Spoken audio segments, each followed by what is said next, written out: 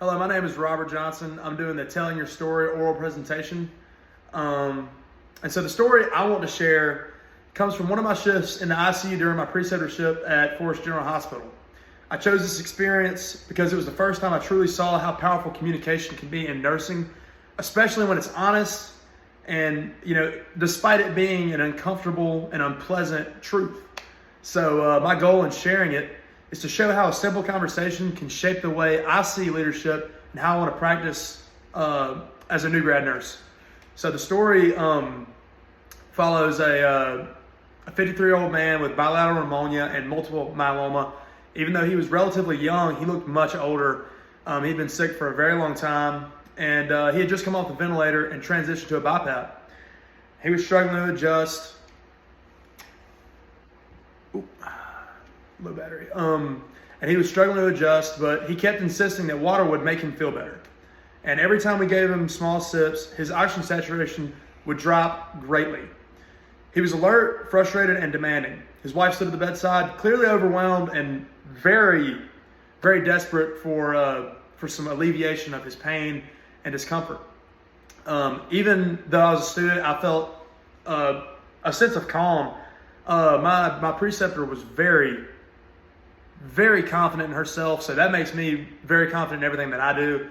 And so we're giving him Lasix, we're pulling the fluid off of his lungs. So his breathing is getting better from a technical standpoint, but it was, I guess, the discomfort of his throat and not being lubricated that really, really had him struggling. So, all right, right there. So the turning point kind of came when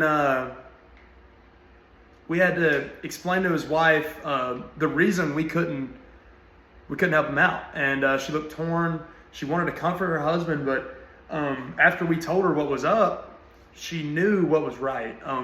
My nurse made it very clear that we have a job to do, and it's her license on the line here, and she wants him to get well just as bad, if not worse, than the wife. And the wife immediately softened and had a lot more understanding, and she definitely understood the energy that we were trying to give to her. So the impact that it had on me was I saw that good communication isn't always about telling someone exactly what they want to hear, but telling them what they need to hear. It's about being honest, but you have to be compassionate and clear. Brutal honesty is refreshing, but there's no room for it at the bedside. That would not have gone over well if we just exploded on this sick man who has had some very rough years recently.